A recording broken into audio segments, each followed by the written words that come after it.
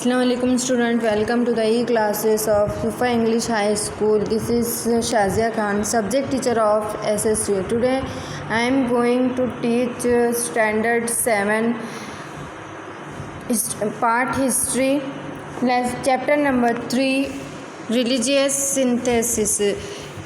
Students, what do you mean by synthesis? Synthesis means combination.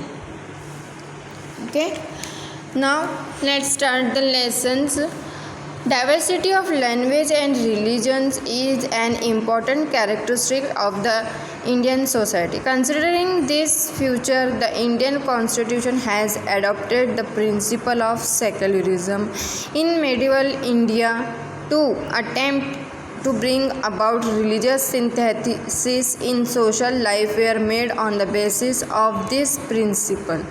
Among these efforts, the Bhakti movement, Sikhism and the Sufi sect have a significant place. These different streams of thought arose in different parts of India. They emphasize harmony between the different sects and religions along with the devotions to God. We shall study them in this chapter. Now children, religious plays an important role in shaping the history of any religion. The medieval India also influenced by certain religious trends, the traditions of devotion, that is bhakti. As a special place in the social life during the medieval period, this tradition surfaced in various parts of India. Now, let us learn more about in this chapter. Okay, initially, rituals and Brahmanyaan were greatly emphasized in the Indian religious life. In the medieval period, they gave way to Bhakti Marg. The path of devotion, Bhakti Marg, did not give undue importance to hierarchies, which further facilitate religious synthesis in the different regions of India. We find different form of the path of devotion according to the local situation there. The Bhakti movement used the common people's language instead of Sanskrit. This helped the development of regional languages. Now, what does this paragraph mean? Now, in our Indian religion, what is their literverse? Okay, literverse and Brahmanyaan, this greatly given importance in our Indian religious life. Now, literverse means it is religious service or other ceremony which involves the series of action. Now, bhakti means the path of devotion. They have used this bhakti mark in a proper way and it is given the importance to it. Means now in Indian people are from different religions, so there the way of devotion is also different. They stay in different region also. Now looking after the situation in Bhakti movement, they have used common language for the people to understand. They have not used Sanskrit language because all people cannot understand that language. Okay student, now go with the Bhakti movement. It is believed that the Bhakti movement originated in South India. The Nayanar and Alawar Bhakti movements emerged in this region. The Nayanars were devotees of Shiva while the Alawar were devotees of Vishnu. There were also attempts to consider Shiva and Vishnu as one and the same and bring them together. Harihar ideals, which depicts half Vishnu and half Shiva, were produced in this period on a large scale. People belonging to all social strata had participated in this Bhakti movement. They preach values like love of God, humanity, compassion, mercy, etc. Ramanuja and other acharyas strengthened the base of the Bhakti movement in South India. They told people that God is for all, God does not discriminate. The teaching of Ramanuja had a great impact in North India also. Now the Bhakti movement of Nayanar and Alawar is originate in South India during the 7th to 9th century. Now Nayanar were a group of 63 sants. The Nayanar worship Lord Shiva and the Alawar worship Lord Vishnu. The people from all the sections of the society took part in this movement. This movement taught values such as love for God, humanity, compassion, mercy towards all living beings. Now Ramanuja and other Acharya strengthened the Bhakti movement of the South India. They told people that God is for all. God does not differentiate between different groups and types of people. Now the teaching of Ramanuja had a great influence in North India also. Okay student, now Sant Ramanand strengthened the Bhakti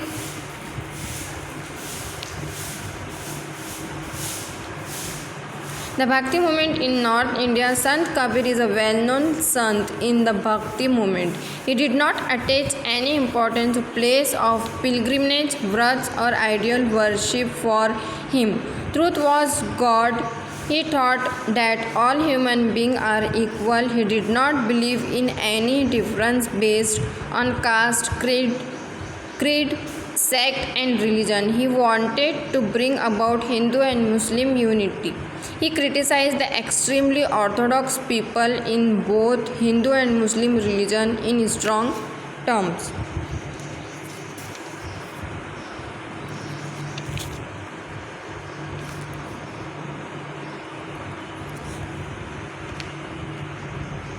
Now what does this paragraph is mean? That now Sant Ramananda he spread Bhakti movement in North India and Sant Kabir was his follower.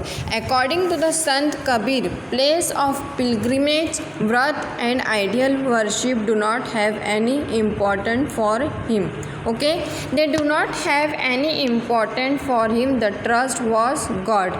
He preached Ram and Rahim are not different.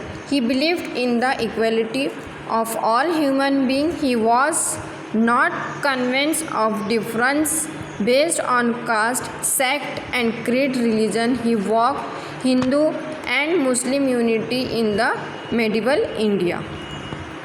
In Bengal, Chaitanya Mahaprabhu underlined the importance of Krishna Bhakti. Due to his teaching, people joined the Bhakti movement in transcending the boundaries of caste and creed. Under his influence, Shankaradeva spread the Bhakti movement in Assam.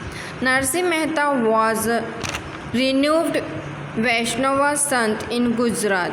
He was an ardent devotee of Krishna.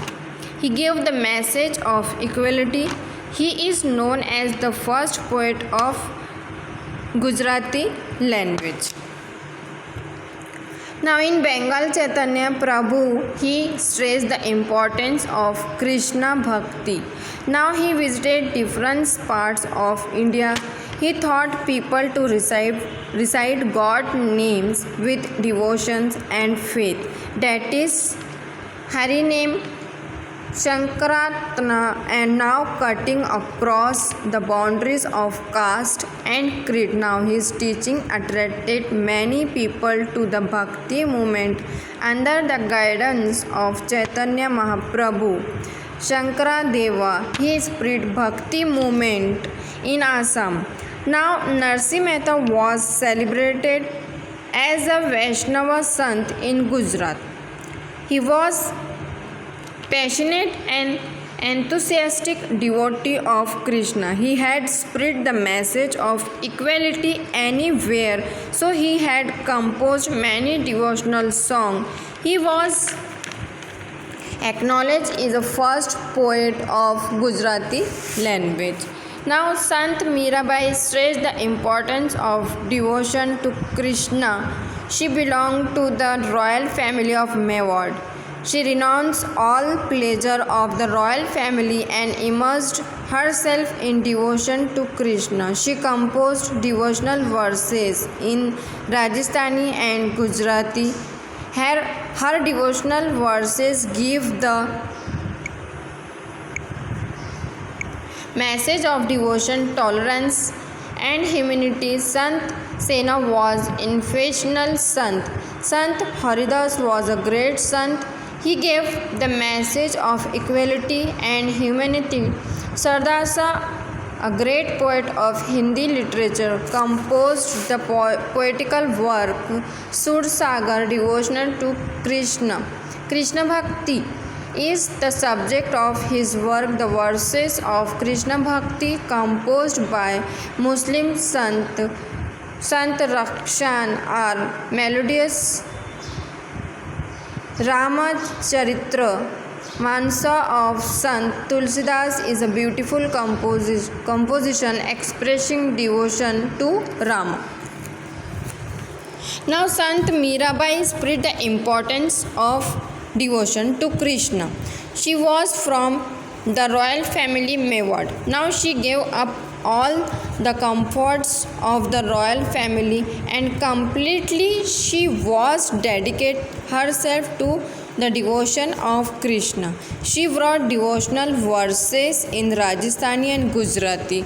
Now her songs contains value of devotion, tolerance and humanity. Her composition was admired are even today by many people.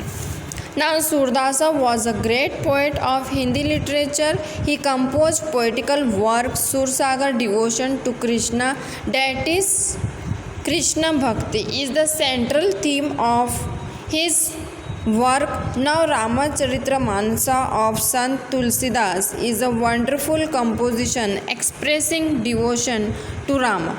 Now, Sant Tulsidas condemned that traditional thinking to the Pandit. Okay, student, it is enough for today. We will continue in the next video. I hope you understood all this that I explained. Thank you.